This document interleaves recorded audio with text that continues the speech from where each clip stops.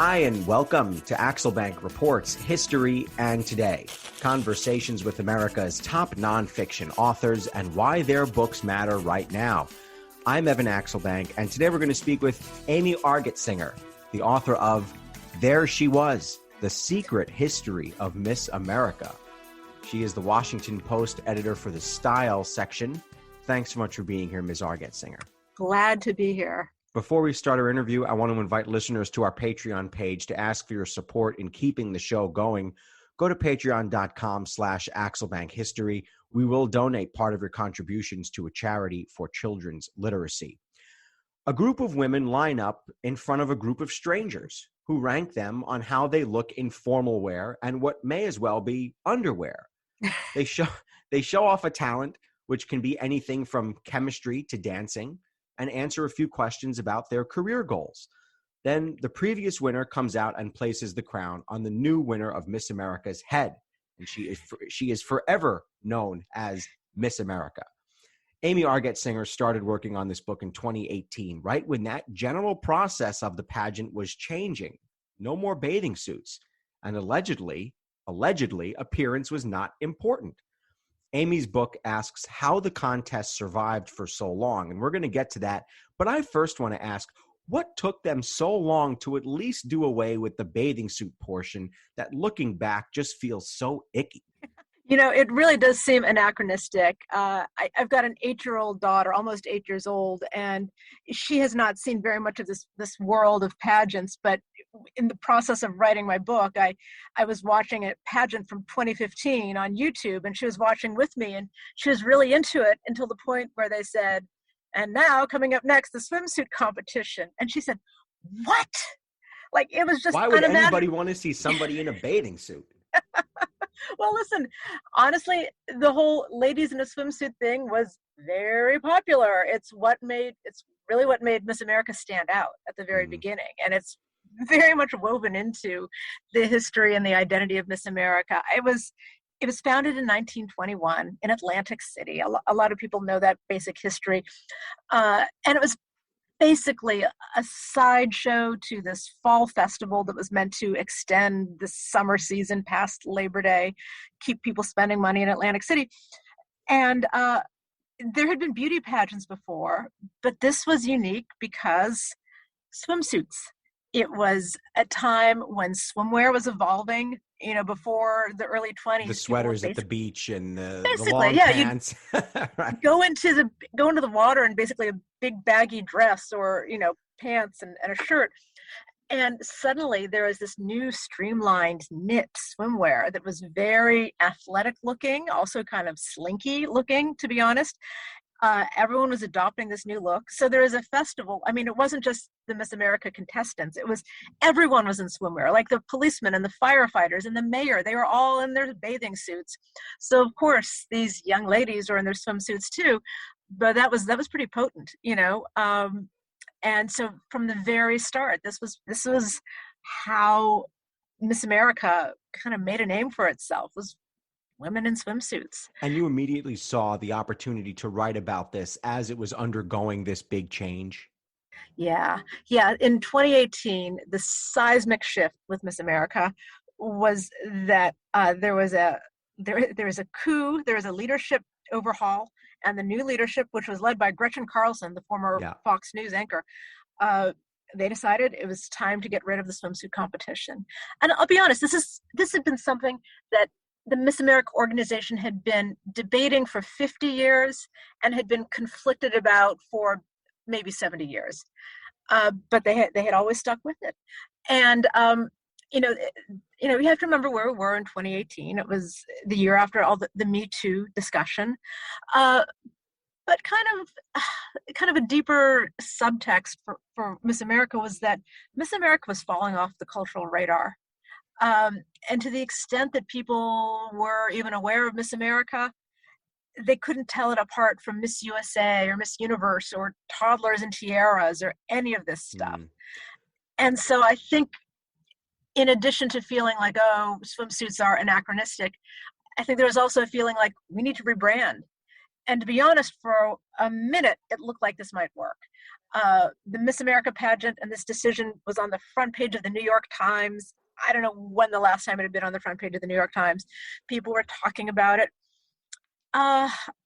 But it really just led to more. Anyway, we can go on. I'm getting ahead of myself. No, it's okay. You open up the book with the scene that is akin to like a mafia movie or something, where all like the heads of the crime families report to one place for a big meeting on the future of their syndicates. Now this is. I mean, I'm trying to explain this scene. No, I love it. Thank you, Evan. That's perfect. Yeah. You said it felt like a book club, so a little different for you than the mafia meeting. But I thought of the beginning scene of Analyze This, right, when all the families show up in one place. Yes. In this case, the still living winners of the crown converge on the vacation rental for their big meeting in Central Florida in 2018, and they want to talk about the future of this pageant. And you say they loved it so much. Why did those participants in that meeting love it so much? What stays with you once you get to be a Miss America? Oh, that's a really good question. This is Miss America, for almost all of its history, has been this transformative experience for these young women. It has been this honor, this title that gets a certain kind of ambitious young woman out of her small town, gives her a taste of fame, introduces her to powerful people. It's been a launching pad for some careers. But, it's also, how can I put this? It's also like a community. It's also, I was surprised to realize that there are these Miss America retreats and reunions. I'd always thought of them as being like these, each represented their own year. In fact, it's like a clan, it's a tribe. Whether it's the women who all competed against each other in a certain year, they'll all have reunions, or the women who were each Miss America. It's this, and especially as pageants have become a more niche pursuit in our culture, it's like your gardening club. It's like your friends who are all fans of a certain sports team. This is what bonded them together. These are the women. They have a sense of community because they all got it. They all understood what they had all done. They had this one-of-a-kind experience, and this is what they shared. So they cared desperately about Miss America. Yeah, I thought it was fascinating. I'm sorry to cut you off, but I thought it was fascinating that the people who were gathering at this home for this big meeting are representing pageants from the 40s to the 2010s. Yes. Miss America does get older. She is not always the person you see on the screen with the crown on, right? Not at all. And especially when they all get together like this in Kissimmee, Florida, like yoga pants, no makeup, hairs and ponytails, just hanging out. No makeup, no camera lights. Do they look different, by the way? I mean, how, what is it like I'm sure you've interviewed some of them. What is it like to see Miss America without makeup on? They're normal women. Yeah. I mean, here's the thing. It's like Miss Americas, by and large, they bowl you over more with their personality than their looks. I think a lot of people expect, they're going to all have like tight faces and really done hair and everything. But no, most of them have segued into normal lives. They're kind of earthy, down to earth. But for the most part, the thing people don't know, I mean, you had a great synopsis of what a pageant is like, coming out being judged by underwear and weird talent shows.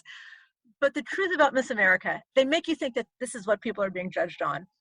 All the judging really happens in these closed door behind the scenes interviews. That's where it's all won or lost. So the people who win this, the women who win this, are all people who have like next level people skills. They're incredibly ingratiating and warm and kind of comfortable in their skin. These are all young women who walked into a room full of strangers, the judges, when they're like 20 years old. And this is the person who everyone just intuitively, instinctively liked. So that's what you're dealing with when you're dealing with a bunch of Miss Americas. Is like they're all really ingratiating, nice, fun people. Describe. Is that surprising? No, it's just interesting. You describe the women who are at this home. Just give me a few capsules here of some of the people who showed up. And they're in their 60s and 70s, some of them at this point. Some of them. It's like the oldest woman there is a woman named Bibi Shop, who was Miss America in 1948. She is a farm girl from Minnesota who played the vibraphones.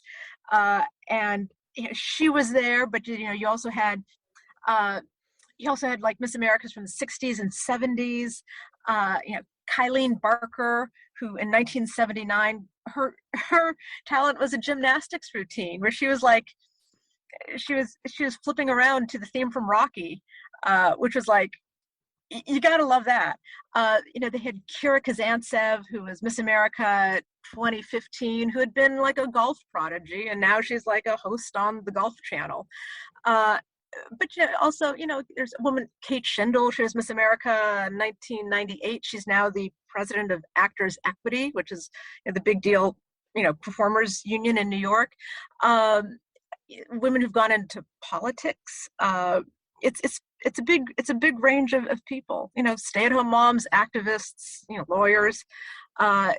It's a weirdly ordinary group, except that they all have this Miss America energy and this Miss America history. Describe Gretchen Carlson. She emerges as an early star. Yeah. She had been victimized by a powerful person at Fox News while she was an anchor there. How did that experience, being victimized in her career, help her see the light that this whole thing couldn't go on the way it was going on? Well, with Gretchen, I think it's a deeper history. She, at that point in 2018, she 2 years earlier, she had left Fox News in a big way. It was an earthquake. She left Fox News and immediately filed suit against Roger Ailes, the founder, for sexual harassment. She was the first woman to make a claim of sexual harassment against him. After that, many other women came forward. Ailes was forced to resign. Gretchen got a big settlement too, about $20 million, I believe.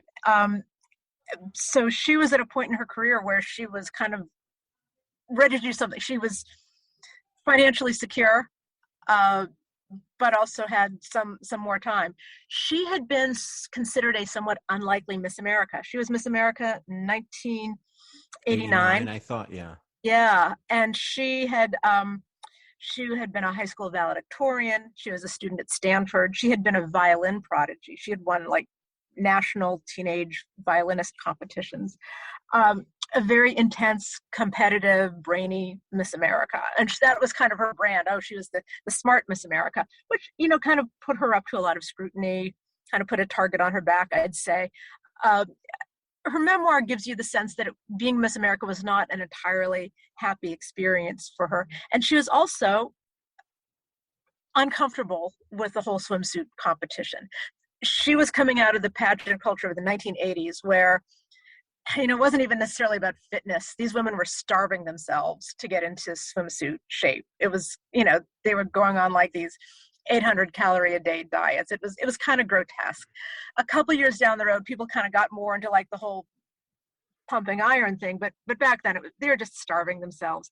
So, she came from a generation of women who had not had a very happy experience with that element of Miss America. And when she took over, and that's another long story, how she came to take over Miss America. When she took over in 2018,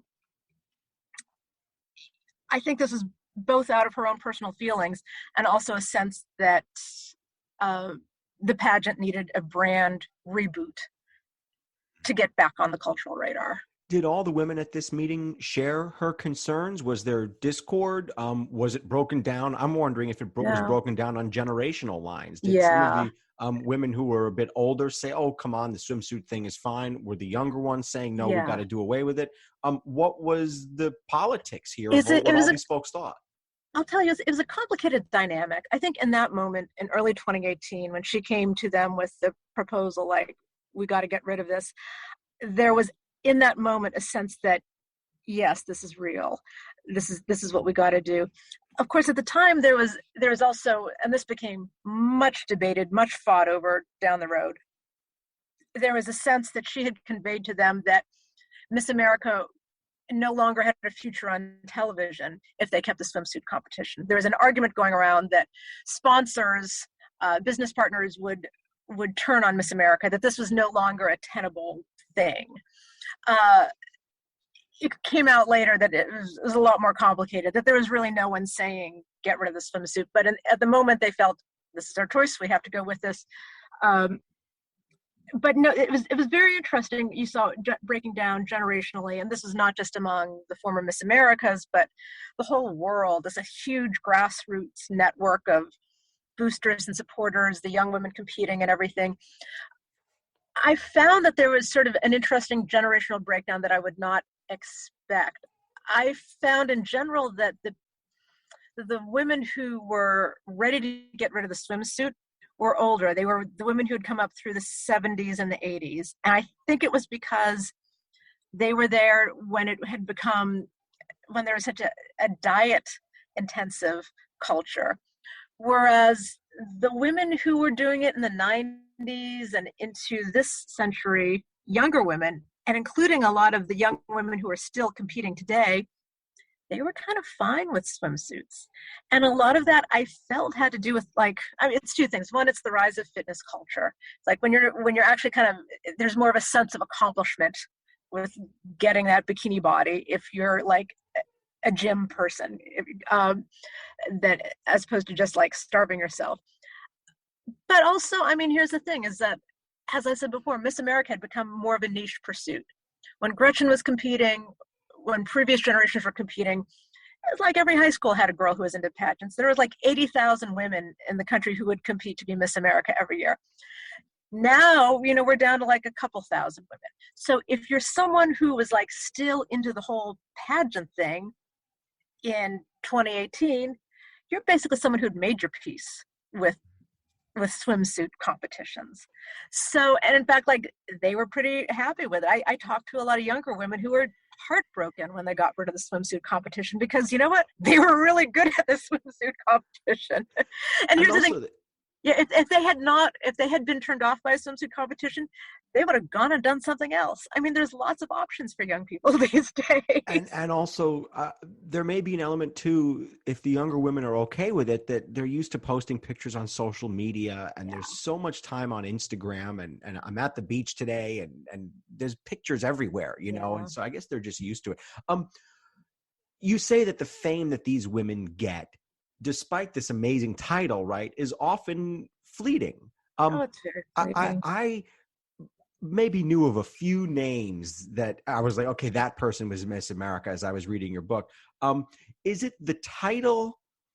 What does the title of Miss America mean to Americans? Was it the title or the women themselves that mean something? That's a good question. I think when there was kind of more cultural awareness of Miss America, when you still had 60 million people watching it, Miss America kind of meant something. People kind of knew intuitively. It had this not just beauty, but I think people understood that there was this kind of like wholesomeness, perkiness, earnestness, very mainstream in its sensibilities.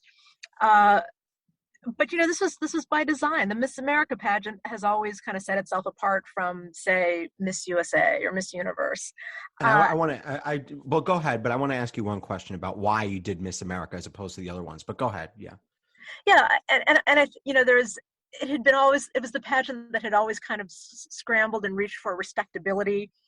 And that's why they had things like talent competitions and scholarships, and so many of the local pageants were run by the Junior Chamber of Commerce, the JCs, things like that. It was very kind of small town America, earnest conservative values, very much rooted in the Midwest and the South. All the cliches about Southern and Midwestern beauty queens, there's some truth to that. When I was in college, we had to read the New York Times every day. And one of the early classes, it was a professor who I worked for, so I've seen him do this routine a few times. One of the things, now, no offense, by the way, I know you're a Washington Post writer, but we had to, and New York Times is great, yeah. One of the things that he used to explain is why the New York Times, why not the Washington Post or the Boston Globe or the Wall Street Journal or whatever. Why did you write about Miss America as opposed to Miss USA or Miss Universe? What was it about Miss America that you felt there was a lot to chew on? Oh, that's a really good question.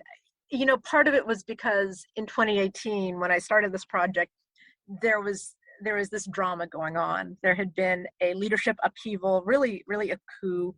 There had been a debate over swimsuits and questions of its future. So you had kind of a natural dynamism going on there.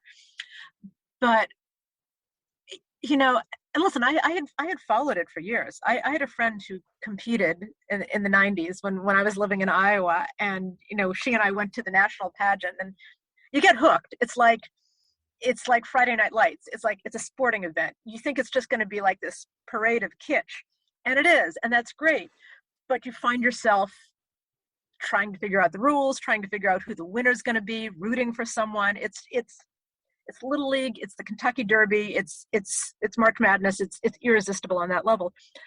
But what was intriguing to me about Miss America as opposed to Miss USA was that not just in 2018, but for its entire history, and this is its centennial year, for its entire history, it had been trying to figure out what Miss America is supposed to mean. It had been struggling for relevance. It had been grasping for respectability, which, you know, there's a lot of tension wrapped up there. So there's a natural drama.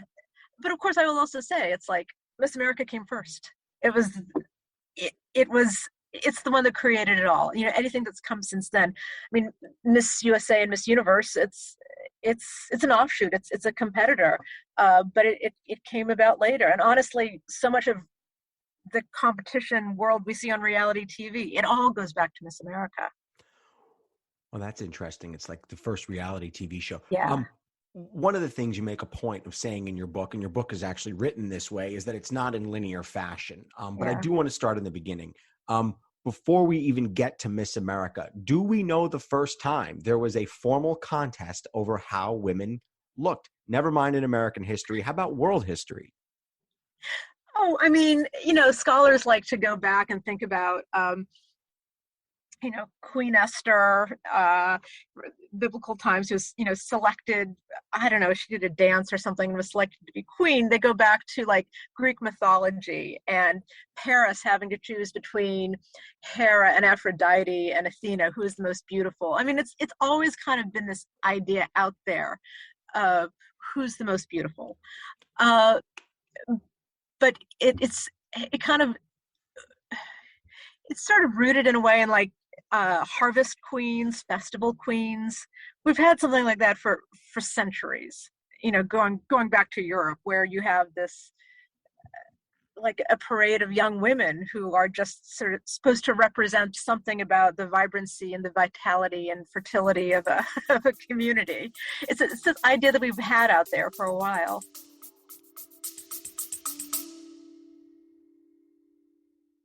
Baking from our childhoods just sticks in the memory, doesn't it? We never set off on holiday without piles of Tupperware. And there'd always be Bakewell slice, flapjacks, and tray baked scones in the boot. Do you not do that, Lisa? No. Sadly, I do not stack the Tupperware in the back of the car when we go off on holiday. Oh. Welcome to Small Ways to Live Well, a new podcast from the Simple Things magazine. Season 2 is a pick-me-up tonic that helps us make the shift from winter to spring. A 6-week suggestion box full of things to note, notice and enjoy about the season. Search for Small Ways to Live Well on your podcast app.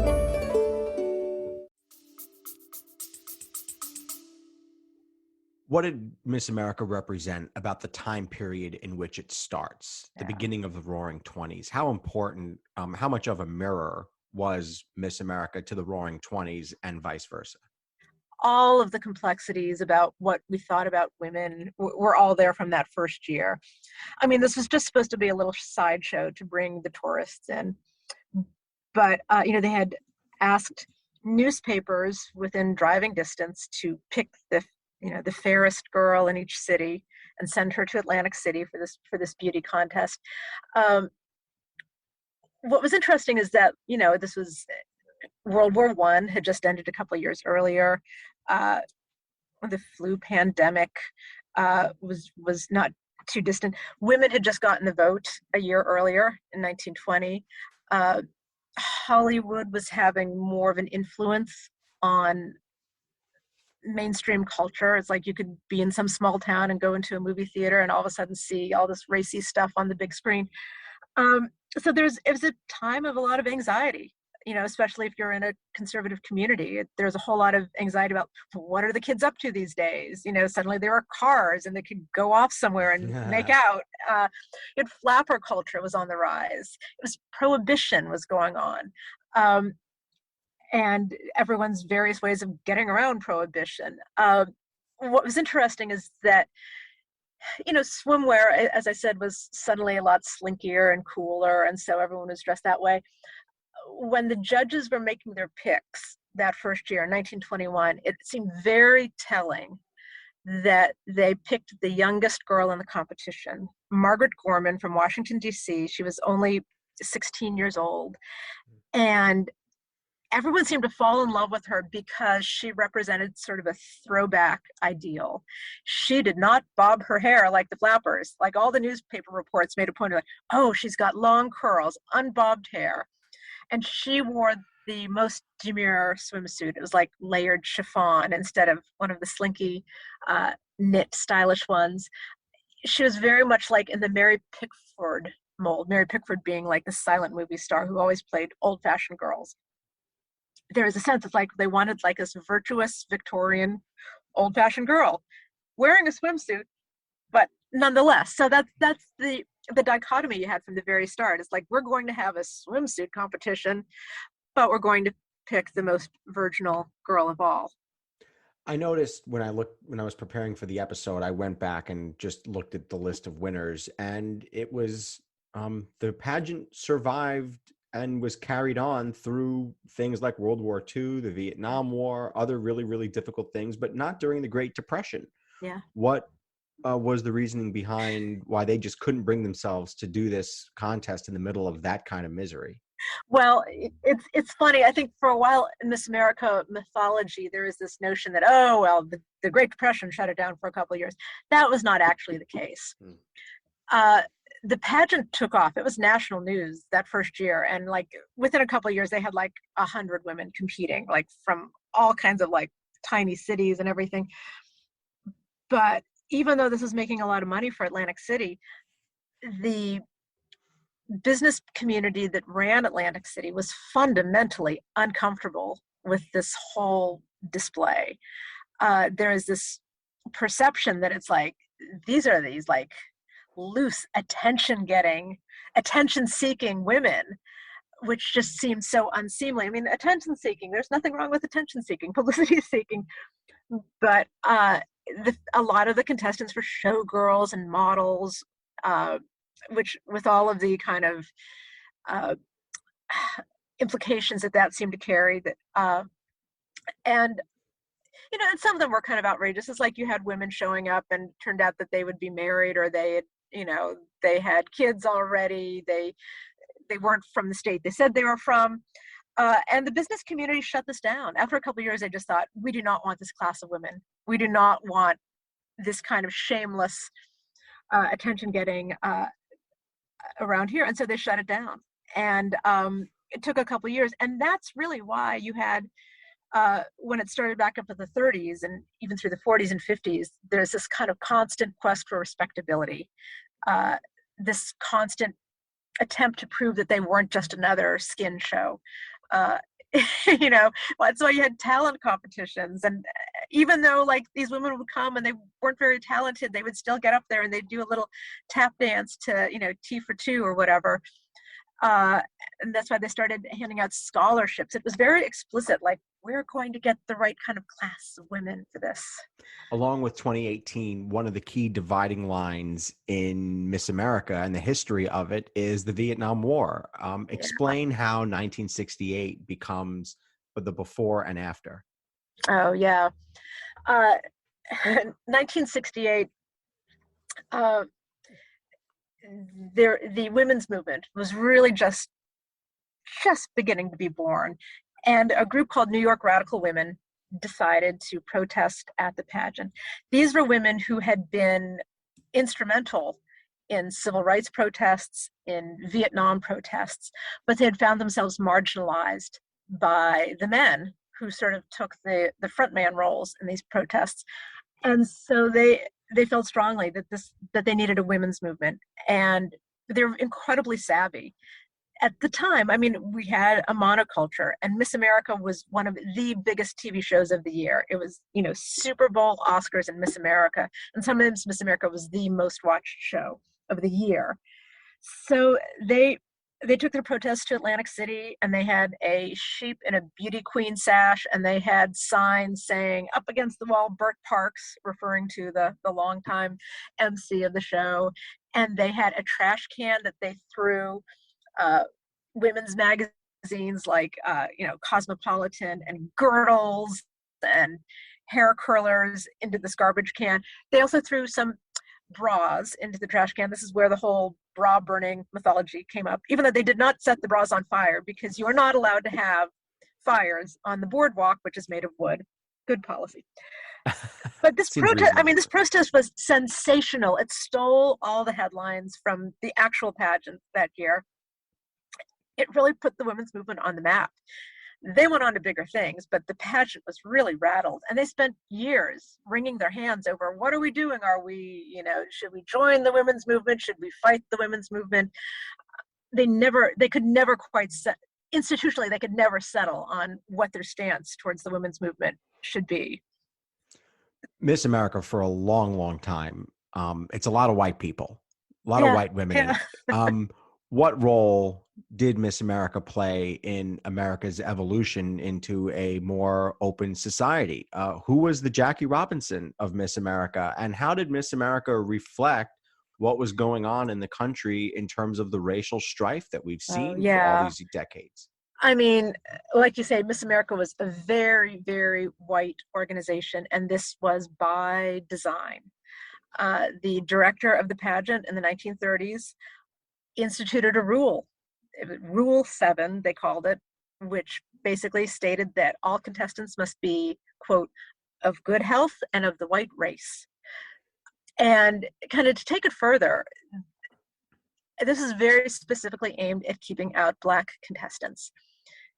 They even, allowed a couple like Native American contestants and Asian American contestants. Lenora Slaughter, who's the director then, she even spoke to a Native American organization and said, oh yes, that rule, don't worry, that rule is just about keeping Black contestants out. You just cannot compare Negro beauty and Caucasian beauty. It was absolutely explicit. Even when that rule was lifted, and they're always very hazy about when that happened, even when that rule was lifted, I mean, it was still this very hidebound, segregated without a policy organization. It was all driven by these local competitions, which sometimes were invitation only. There weren't any Black contestants because they weren't exactly encouraged to be in it. It was 1959 before any African-American women won local pageants. It was 1970 before one won a state pageant. It's 1983 before Vanessa Williams, she was literally considered a pioneer on par with Jackie Robinson when she was crowned Miss America in 1983. And looking back at it, I mean, it was a huge event for Miss America because it was huge news. It was very validating for this old pageant that her crowning was such big news. It meant that Miss America was still relevant if people thought that this was a big deal. Vanessa Williams, of course, fabulous, beautiful, beautiful woman, great singer. She's the Miss America who went on to have the biggest show business career of all of them, but horrifyingly, her Miss America career was cut short. Just about 7 weeks before the end of her year, Penthouse published nude photos of her that she had basically been conned into posing for when she was 19 and very naive, never thought that these would see the light of day, never thought that her face would be visible. She regretted them instantly. And when they came out, instead of fighting for her, the Miss America organization forced her to resign. And, what's good for the goose, what is the saying? What's good for the goose, not good for the gander. In this case, that's, what was good for the goose was not good for the gander, because as we found out during this email scandal of the 2010s, the men were the ones being lewd and disgusting. What did that scandal reveal about the participants and how they were seen by the people running this pageant? Yeah, this is some ugly stuff. Emails that were published in late 2017 revealed the leadership, most notably the then CEO of the organization, a man named Sam Haskell, a former Hollywood talent agent, talking about Miss Americas in a kind of very kind of crass, disparaging, sexist, in some cases very vulgar terms. And it's like beyond the actual language that was used, it was considered shocking because, I mean, again, Miss America, it's this little organization that is devoted to putting this young woman up on a pedestal. And that may be a pretty unhealthy dynamic as it is, but that's the culture of the place. So to hear the organizers and board members trash talking them was a huge shock, and it was an unsurvivable scandal. Resignations throughout the organization followed that. But yeah, to me, going back and looking at this, it just spoke to it's kind of toxic, dysfunctional office politics. Really ugly stuff, but that kind of made you question the whole culture of the place. You say that the story of Miss America is a story of turmoil essentially the entire time, but that it was the women who held it together. What challenges, what did the women have to do to keep this organization going that they all loved? I mean, isn't it funny how the men are the ones, quote unquote, running it, but it's the women making sure it survives? Yeah, I'd say it's a little more complicated than that. I mean, it's an organization that, listen, I started trying to write a book about what happened, what has caused the downfall, why is Miss America in decline here, on its centennial. And what I came up with was that how on earth did it ever last so long? I mean, it's ridiculous. Nothing else from popular culture is still a brand. I mean, you have like Right. Mickey Mouse and Miss America. Those are the only things from the 1920s left. Yeah. But I kept coming back to what a miracle it is it survived this long. I mean, if it were simply a television show, if it were simply a business, it would have died out long ago because there isn't really a place for it. There isn't a huge demand for it. I mean, the TV ratings tell you that story. But it goes back to this small town network, national network of volunteers who just desperately care for this and who are kind of propping it up like you would, Pee Wee football or Little League or something like that. They love it so much that they kind of keep willing it into existence. And a lot of that is these former Miss Americas who this was such a transformational experience for them that they kind of keep going back and giving back and they keep getting involved, there'd be one crisis or another and you'd have Miss America, whether it's Phyllis George or whoever, like start to work the phones and try to get new people involved. And but I mean, listen, in some ways though, it's like, why do they care about this so much? It's like if your college loses its accreditation, like, what does that say about you? Of course, you want your old college to succeed, and that's why we give our colleges money and try to hope they stay in the good graces of regulators.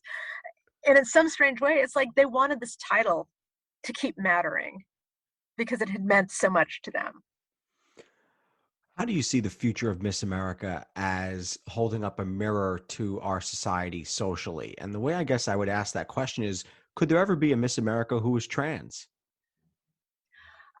I mean, this is the big debate and discussion that goes on within the pageant world about, should they welcome trans contestants? And it's been noted, actually, we've had trans contestants, you just didn't know about it, which I think is a pretty savvy way of dealing with it. Like, and there was a lesbian contestant in 2016, I think. There right? have been a couple. Openly. Yeah. I mean, of course, there's many of them, but at least openly, yeah. Yeah, and there's now a former Miss America who is married to a woman. She was not an out lesbian then. The thing is, there's a lot of debate and discussion within the communities. Like, oh, is this right? Should we allow, trans women? at the end of the day, though, I mean, to me, it feels like it's a bigger question as to whether there's a future for the pageant at all. This almost seems like, I don't want to say, it's a very academic debate, philosophical debate for them to be having when the bottom's falling out. You know, interest is dying out, the ratings are dying out. There are not nearly as many young women competing for this on the local levels anymore. The money is running out. So it's kind of hard for me to get too deep into those debates about what should Miss America mean anymore. They've been having those debates for years, and it's kind of beside the point now, I think. As you wrote this book, what did you learn about why people, men and women, are obsessed with beautiful women? I think it has a lot to do with, it comes down to charisma. I don't think people are really able to articulate that. I mean, but people who've been around Miss America pageants long enough are kind of savvy to the fact that it's never the most beautiful woman who wins. It's rarely the most talented. It really does come down to this sort of ineffable it factor, which, I mean, I can tell you, like, there are people within the pageant world who talk about the time that they were once in a room with Phyllis George, who was Miss America 1971 and a big deal sports broadcaster later. They talk about having once been in a room with her, and it's the same way people talk to you about the time that they were once in a room with Frank Sinatra or Barack Obama, just in terms of that charisma and, you know, oh, she made me feel like I was the only person in the world. People like that. People respond to that. It's like what we're looking for in our celebrities or our politicians, that kind of that energy we get off of someone. Except, you know, it's like with Miss America, I mean, you kind of get to see the formation and the growth of that quality. It's sort of like, it's not unlike American Idol, where, you know, you watch over a season and it kind of gives you a sense of, okay, what is that it factor? What is that thing that makes someone break out from the pack? Miss America has always kind of been that same thing. You kind of alluded to this earlier, but I want to have you talk about it more. I had no idea that Miss America could be the basis for the perfect tailgate party, which you say you've taken part in many times. Describe for us what it's like to pack up your car and drive to Atlantic City and enjoy the pageant and party a little bit. What's that like? I'm a big football guy, but I never tailgated for Miss America, you know? It's really fun. You know, one of my friends from my reporting days in Iowa competed in local pageants. And so when she and I were both working on the East Coast, we thought, hey, let's go see this for ourselves. You walk in there and it is completely, I wouldn't say it's different. It's just so much a world beyond what you ever could have imagined from seeing it on TV for 2 hours once a year. It's like going to a political convention, and you have all the groupies, all the followers and boosters and volunteers from across the country. They're there in this big auditorium, and they're all dressed up in like black tie, but they're also like drinking beer out of big plastic cups and holding up signs with their girl's face on it, and, you know, signs that are all lit up to spell out Oklahoma or whatever. It's lively and it's fun, and it's this kind of crazy subculture.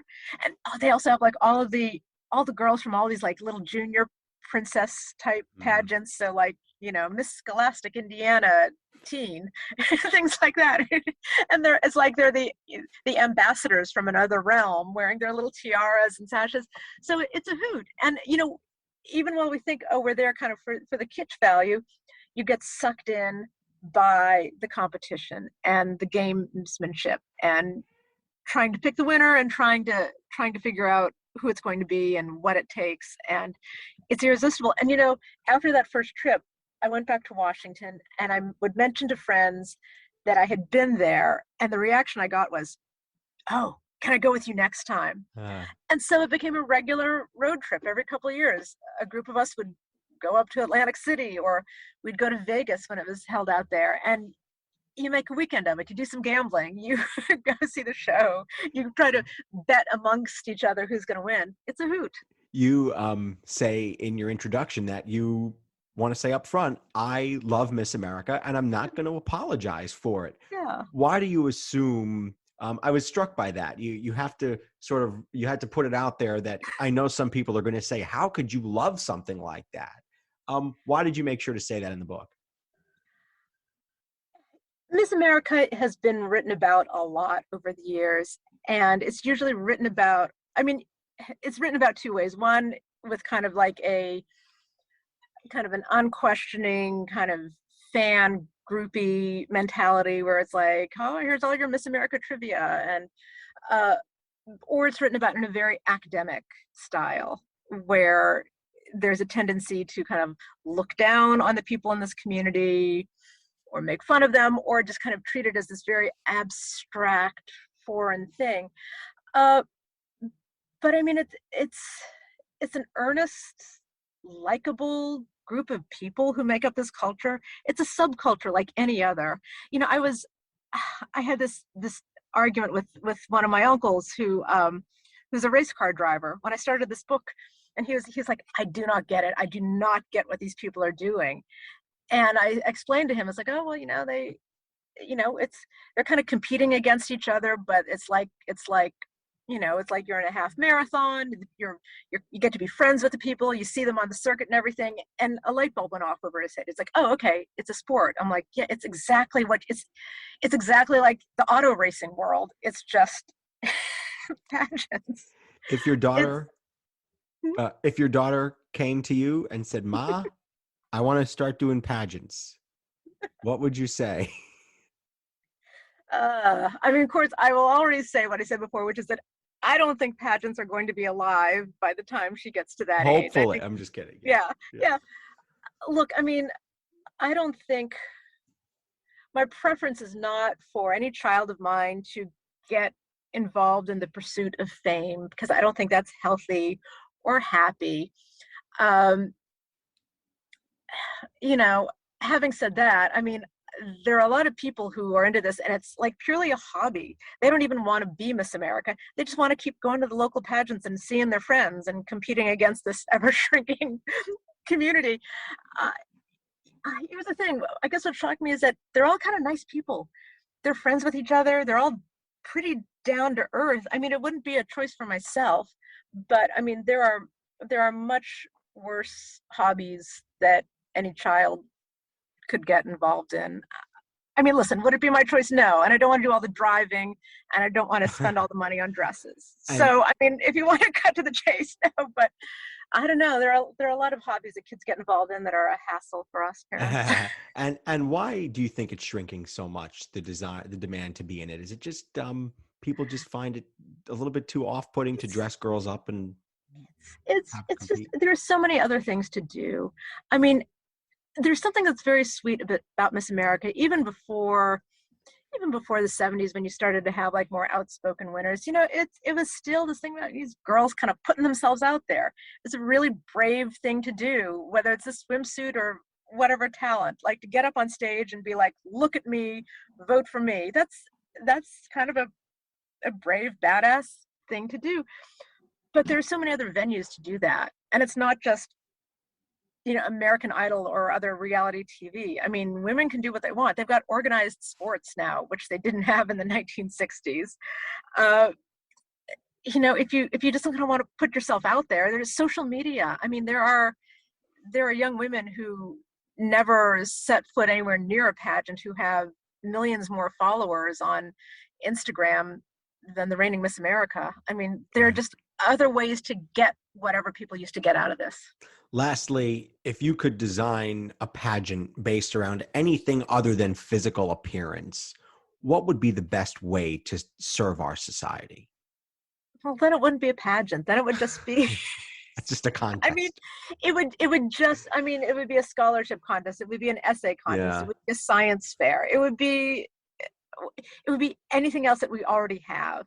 A pageant, by definition, it's about appearance, it's about display, it's about putting yourself out there physically. Do you like the Seinfeld episode? I mean, every single time you have said Miss America, I keep thinking to myself, poise counts. I don't remember that one. Oh my gosh, you have to I gotta see look it. that one up. You have to see it. It's the beginning of season 5. It's called The Chaperone, and Kramer has to winds up taking one of the contestants, Miss Rhode Island, and putting her under his wing because he's seen every Miss America for the last however many years. And his thing is, remember, poise counts. It's just as important as the others. I can't believe I haven't seen that. You know, I recently saw Miss Congeniality, the Sandra Bullock movie, which makes fun of beauty pageants. Women in the pageant world love that movie. I mean, I will say this. These people are the first to get the joke. They're in on the joke. Amy Argetsinger, author of There She Was, The Secret History of Miss America. Thanks so much for being here. Thank you. Check out the book, also her writing in the Washington Post, and her Twitter feed, which is at Amy Argetsinger. I want to invite listeners to our Patreon page to ask for your support in keeping the show going. Go to patreon.com/AxelBankHistory. We're going to donate part of your contributions to a charity for children's literacy.